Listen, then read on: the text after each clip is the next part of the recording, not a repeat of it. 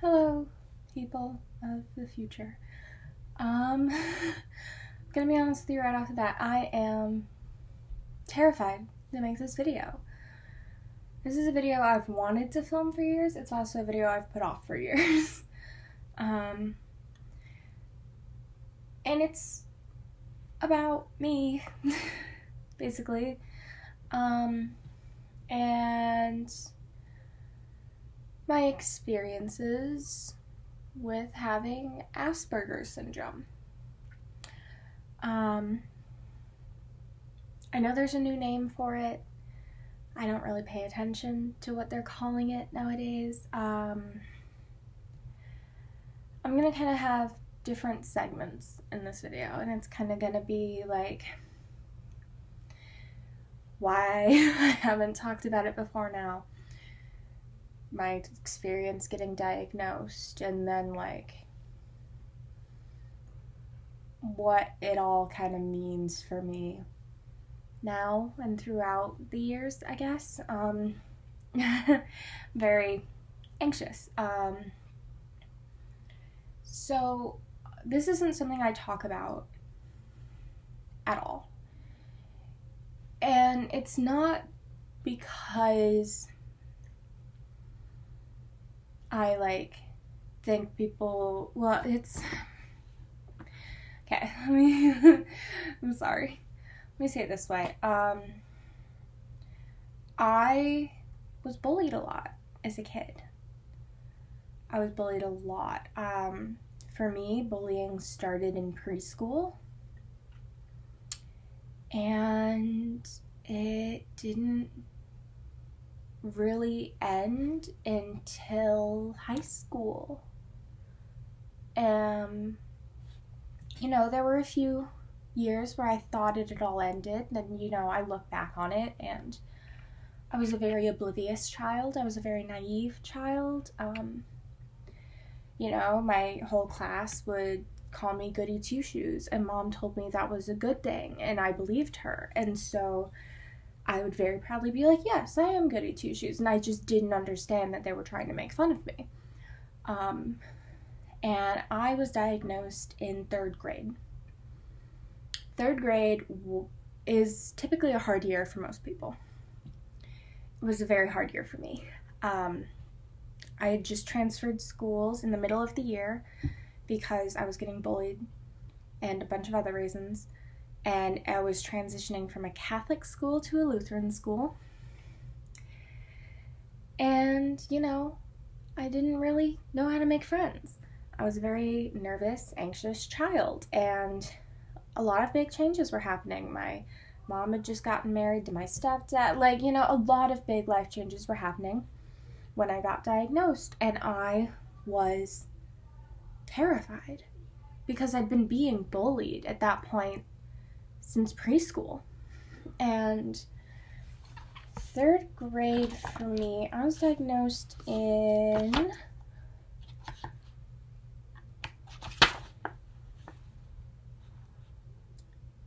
2011. Yes. And so I was 10 at the time because it was early in the year. And so, for me it was terrifying. A lot of 10 is a weird year already for children. It just is. And so that on top of everything else that was happening, I was terrified. And you may be thinking, well, it's been, 9 years. Why haven't you said anything during that time? I'm going to be totally honest with you. I'm still terrified. Of course I am. I mean, I unfortunately had a very hard time with it because my parents obviously didn't know how to deal with it. I didn't know how to deal with it, and I'm in a very small town, and most of them didn't know how to deal with it. And so, I got very depressed and kind of self-loathing, and I had a really difficult time being comfortable with who I was, because it seemed to me like everyone would look at me and just see the Asperger's, and they didn't see me. They didn't see that that was part of me, but it wasn't all of me. And it took me until 8th grade to be able to put that into words. And obviously that means that from 3rd grade to 8th grade, I was struggling really hard with who I was as a person. And of course, that doesn't mean that now I know who I am or anything. It just means that, like, I've learned to accept myself. And this is gonna sound really cheesy, but to be entirely honest, Dan and Phil helped me a lot with learning to accept myself. Because, you know, I lived in a town and I grew up where I was in the midst of this self-loathing and this battle with being on the autism spectrum and not being seen just as that, when the scourge of anti-autism hit real hard in the community, to my knowledge, like to a point where I noticed it. And because of that, it made me more terrified. And, you know, I would have it be where, like, something would happen and I would have a breakdown and the parents would be like, oh, it's the Asperger's. And I'd have to be like, it's not, there's more. And something that would really frustrated me was that when I get extremely overwhelmed, my body just kind of shuts down. It's also a thing with my anxiety, where when it gets really high, I can't talk, or my knees buckle, or like I just completely shut down and there's nothing I can do about it. I will have hours where I can't speak, and it got really bad when I was a kid because I would be so frustrated and so overwhelmed all the time. And I mean, I even had this happen recently. Like, it's just something I have to deal with. And anxiety meds help a lot with that, and talking through things and learning communication helps a lot with that too. For me, obviously it's not going to help everyone, but I would have a lot of issues where they would say it was because of the Asperger's, and I'd be like, no, it's not that. And they would say I needed to accept that I had Asperger's, and that wasn't what I wanted them to take from that. I wasn't saying that I didn't have Asperger's. I was trying to tell them that that wasn't all there was to me, that I was more than just this syndrome that I'd been labeled with. Because, and here's kind of where it starts getting into my diagnosis. The doctor who diagnosed me did not handle things very well. He turned it into something incredibly negative for me. And unfortunately, it always will be negative for me. And before I tell you what he said, I need to tell you how he said this. Because I had a friend who I'm no longer friends with for very different reasons try to tell me once that they thought he was trying to motivate me. But he wasn't talking to me when he said this. I was sat in the corner. I was meant to be playing and not paying attention while he talked to my parents in the same room as me. And this was something he was warning them about, unfortunately.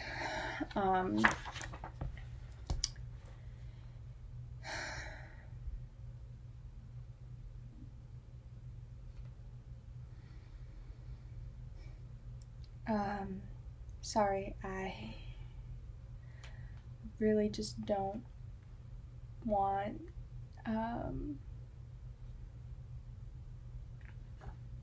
so basically, he told my parents that I would probably never leave the house, that I would never go to college. I would never learn to drive. I would basically just never be a functioning member of society. And that killed me. Because since I was a little kid, for as long as I can remember, college was always my goal. Always. Before I even knew why college was a thing, I wanted to go to college. I wanted to learn more. I wanted to learn what I wanted to learn. And I'm a sophomore in college now. I have a driver's license. I one day will move out. It's not... You don't look at a third grader's parents with the third grader in the room and say they'll never achieve anything. You don't do that. But he did. And that killed me. I had a horrible time with that because that, to me, seemed like a death sentence for my dreams. Obviously, I am so full of spite that I kind of ignored it and just went, no, I'm doing these things. But if I wasn't someone who is filled by spite, that would have completely deterred me from ever doing anything. And they told me the superpowers I was going to have, like really good hearing and really good eyesight. I ruined my eyesight by reading in the dark. And hearing, I mean, sometimes it's, I can hear dog whistles and things, but it's not fun. It's just painful and it makes you feel crazy because no one else can hear it. But yeah, I had a really hard time because I felt like no one would listen to me. I felt like I was devalued. I felt like I had been told I had this disease because they called it a syndrome. And the way they talked about it and all of these things they said, I felt less than. Specifically, they diagnosed me high functioning. And that just, it put me in a weird spot because I felt like I was too normal to be part of the autistic community, but I was too weird to be part of the normal community. And it put me in this horrible place.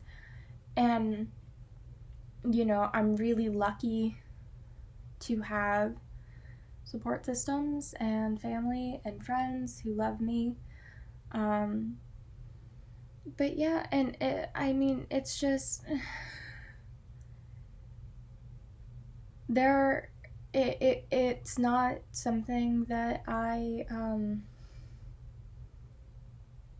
talk about. It's if I don't have to,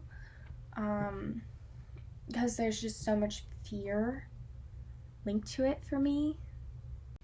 Hey guys, so I was editing the video you're currently watching and realized that I talked a lot about the negatives and things that I had a hard time with, but I didn't talk about anything good that happened for me. So some of the things they said one of the things they said I would never grasp was sarcasm.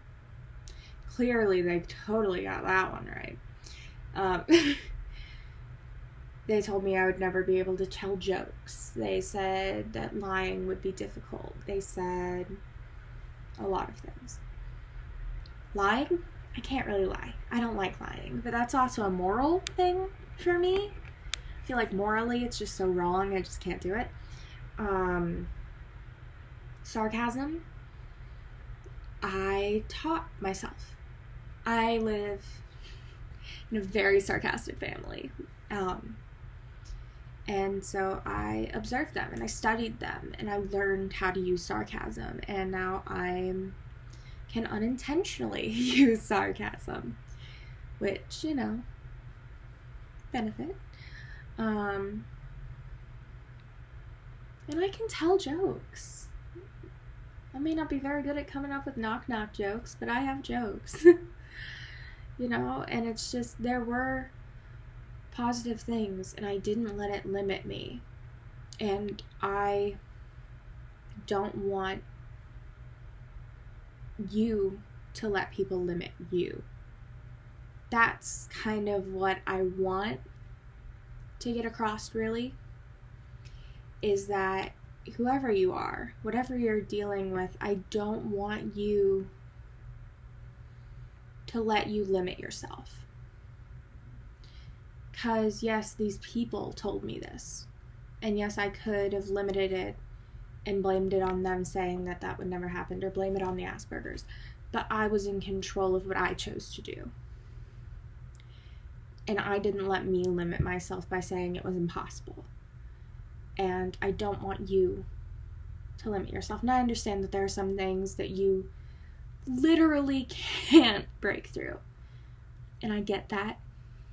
And I feel for that. I apologize to anyone who's dealing with something like that, because that is difficult. But if you can break through the limits people set on you, I encourage you to do so. There is nothing more empowering than proving someone wrong when they tell you you can't do something. Especially when it's something you want to do. Now, I'm not saying when someone says, hey, don't touch that electric fence, you should go touch it. No, I'm saying when someone says, oh, you can't be an astronaut, you're not smart enough, don't let that stop you from trying. Now, obviously, if it's an employer and they're like, you don't have the credentials, I can't send you to space, you should get the credentials first. I'm not saying just break all laws and go full chaos. I'm saying don't let other people stop you from trying to achieve what you dream of. Don't let fear keep you from trying. And obviously we live in terrifying times. 2020 is a heck of a year.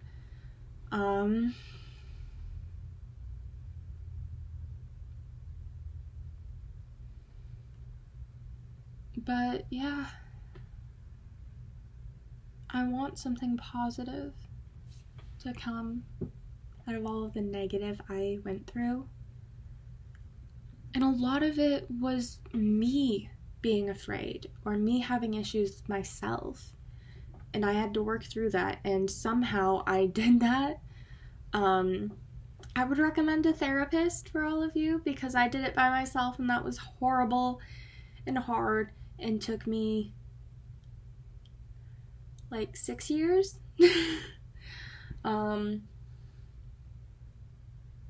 Yes, I probably should go to a therapist. I am terrified to go to a therapist because my last therapist was a therapist in training, and I saw fear in her eyes after telling her a story from my childhood, and now I am terrified of therapists. So, fun times. That's a story for another time if I ever tell that story. But yeah, this is, if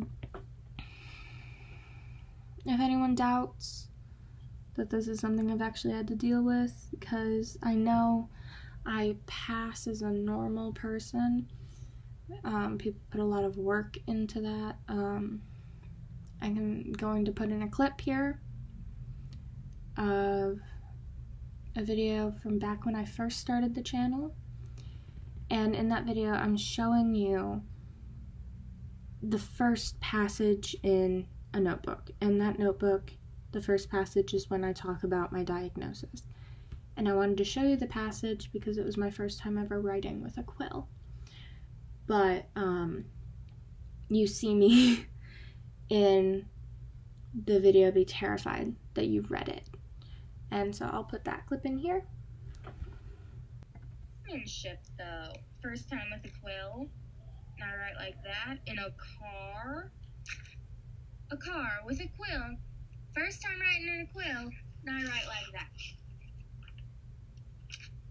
Am I not awkward? Wait. What can you see when I do this?